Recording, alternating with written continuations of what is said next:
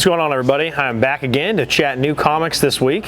My name is Travis. I'm working with the Dicejunkies here from Vans, and we're talking about new books that come out each week. Fun stuff you should check out. Go to your local comic shop. Maybe it's some really neat variants. Whatever it's going to be, this is my pick of the week, what I want to talk about.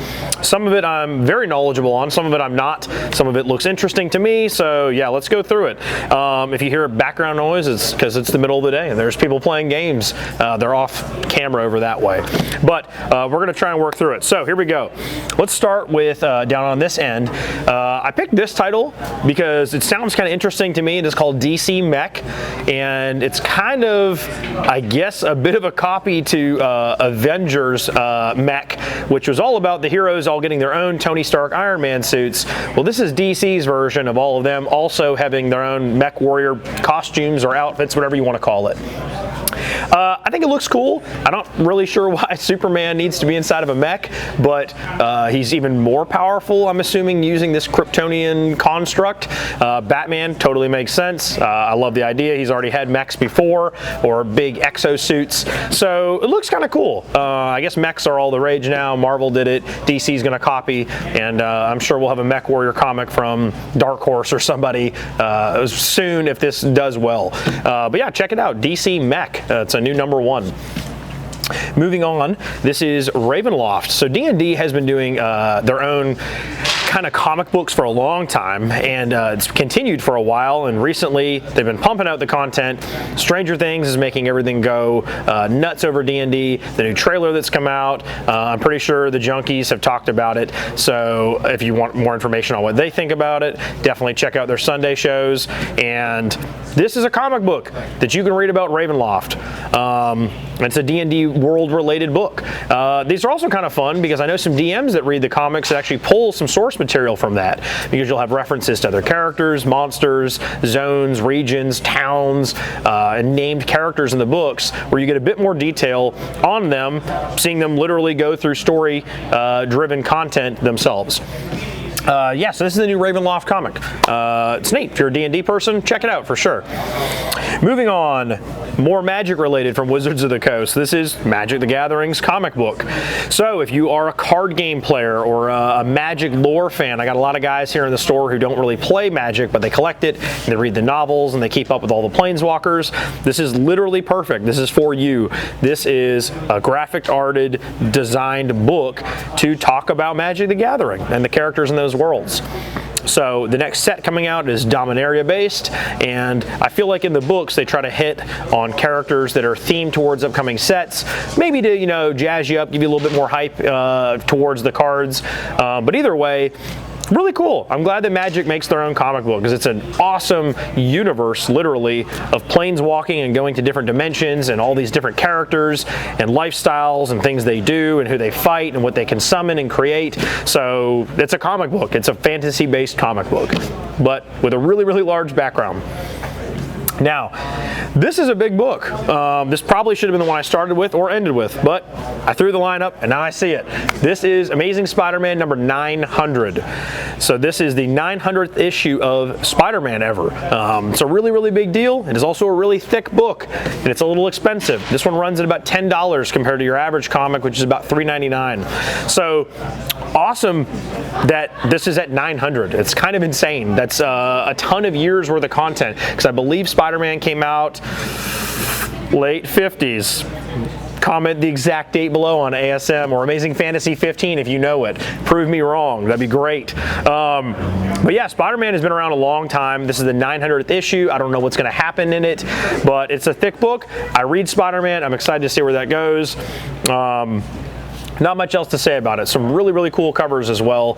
Variants that they pumped out for this book. There's a ton of them. I think it's over 27 unique variants.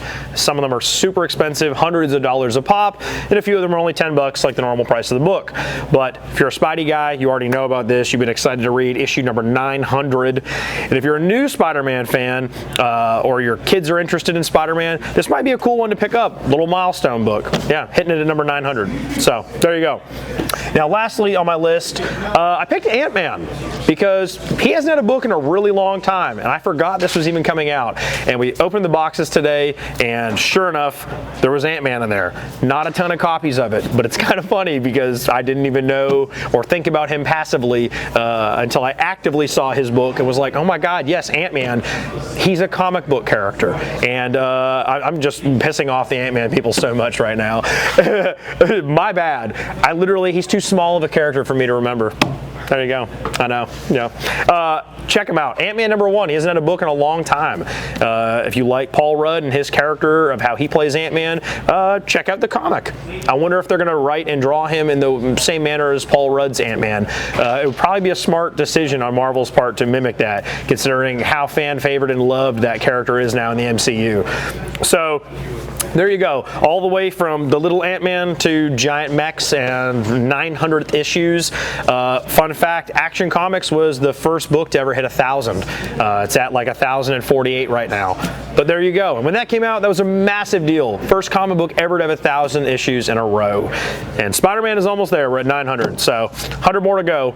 Hopefully we're doing a video then and we can chat about number 1,000. That's it for now. So we're about to chat some more about comics and chat with you guys then. All right, it's time to chat about comics again. My name is Travis. I am back. And I'm Zeno. Zeno, you know us. All right, so let's start here. Right exactly how I was intended this lineup. Oh, the mechs, yes. DC the mechs, yeah. Are you a mech guy?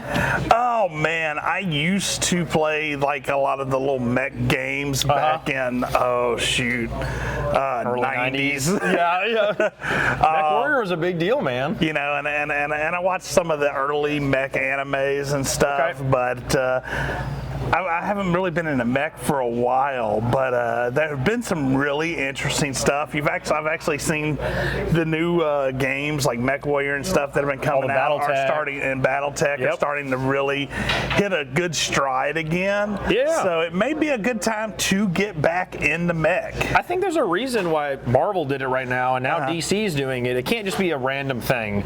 So yeah, I don't know. Maybe the random internet polling of mech popularity. Well, I mean, I think you know, as technology goes forward, you know, we've actually seen people building mechs. Right, Gundam. You know, I mean, real life mechs. You know, you had Japan had that mech. You've had the Mech Wars and stuff like that. So it does seem like we're getting closer to where mech could almost become reality. Right. So driving a tank, you walk it around. Yeah. No, I dig it. I think it's cool. And again, you're going to use the superhero brand to push it even further. You know, Green Lantern has a mech. Wonder Woman's got one. Whatever. It's fun. But yeah, so fun. D&D comics. Oh man, what's your thought on that? You know, I mean, Ravenloft is a great setting. Sure. So now, I mean, there was a lot of licensing issues with Ravenloft for a while there, and a lot of things changed. But I mean, Ravenloft was one of my favorite settings as you know, back when I was playing second ed and 3.5. Well, not just because of the horror theme. I mean, just the things you could do with that setting. It was such an interesting setting. They had a massive amount of lore built and world building there. So I mean, I can see a Ravenloft comic doing really good because they have source material to pull with. You know, just like Forgotten Realms and Dragonlance and all that. So they have enough to write about. Yeah, definitely. Yeah, I'm curious. I kind of want to read that. I didn't talk about my pick of the week, but I guess we can do that at the same time. It looks cool. Magic the Gathering has comics that started about 2 years ago. They did one way back in the 90s. Yeah, now you know my feelings on Magic, man. How do you feel about Magic? Tell the people. I gave up on that addiction quite some time ago, back in the early 2000s. I sold off. But it is interesting to see. What about reading about Magic then? It is interesting to see more of the lore coming out. I mean, we've had Magic the Gathering D&D setting. Right. Yeah. We're having more and more comics and books, and there's a lot of lore behind Magic the Gathering now. I remember when I was playing, we used to go through the cards and all you had was the flavor to figure out what was going on. Really, your flavor text. Yeah, this was the and it flavor would tell text. a story. It would. If you had all of the cards in the set, you could kind of go through it. So this is nice. You don't have to go and buy thousands of dollars worth of cards anymore. You can just read the story. You can just read the comic. Yeah, I like it. I think it's a great idea, especially when they have flushed out so much information on who these people are. Show it off. Yeah, I don't think Planeswalkers even existed when I played Magic. So. Yeah, that came out when I was in high school. So that was like 14 years ago for me, I guess. 15? I don't know. I'm bad at math. Oh, you're not good at Magic either because that's very math skilled. Spider-Man 900. Oh man, what do you think? I love Spider-Man. So I mean, that's great, and it's got some girth to it, man. That's what I'm saying. It's a thick comic. It's a thick book. That boy's fat. I know it's almost as thick as like 2 or 3 of these put together. Yeah, I think it's cool. It's interesting that it's made it to 900. Yeah. I don't know what's going to happen in it, but it's a cool little milestone, like I was saying earlier. And lastly, we've got Ant-Man. Who? yeah, exactly. He's full of shit. He knows who Ant-Man is. We don't want everybody mad. I mean, I will say it was interesting to see Ant-Man on screen because he was not one of when you thought of the Avengers, when you thought of he wasn't one of the ones that first came to mind. No, and they did a really good job of bringing him to screen. I mean, Rudd was a great choice as an actor. Adds a lot of comedy to it, a lot of fun. So seeing the comic come back, I'm not surprised. I'm not surprised at all. It's probably why at this point they said, let's just make an Ant-Man comic. Yeah. It'll probably Now, sell. I will say I was surprised by the artwork in it, with it being that really nostalgia, old. We'll get a shot, I guess, when we're done to show you the inside. I zoomed in on the last one. It wasn't very clear, though. So, we'll do a real shot. Shoot it but up it here. looks aged. Like the paper is even kind of brown instead of white like the rest of the papers. And even the art design looks old. So, yeah, it looks fun. That actually might be my pick of the week. Really? I think I want to check out Ant-Man. You're just trying to get back on the Ant-Man people you pissed off. All right. Ant-Man and Ravenloft. Yeah. I'll go with one of those two. I think of interest to read mine is Ravenloft or Spider-Man. Cool. But Ravenloft, I love the setting. I'm hoping they did good things with it. Yeah, I'm hoping the art on this is kind of neat as well. That's just kind of stereotypical. Yeah. That's what I expect to see. So. Yeah, cool. Well, there you go. That is our picks of the week. That's our thoughts on them.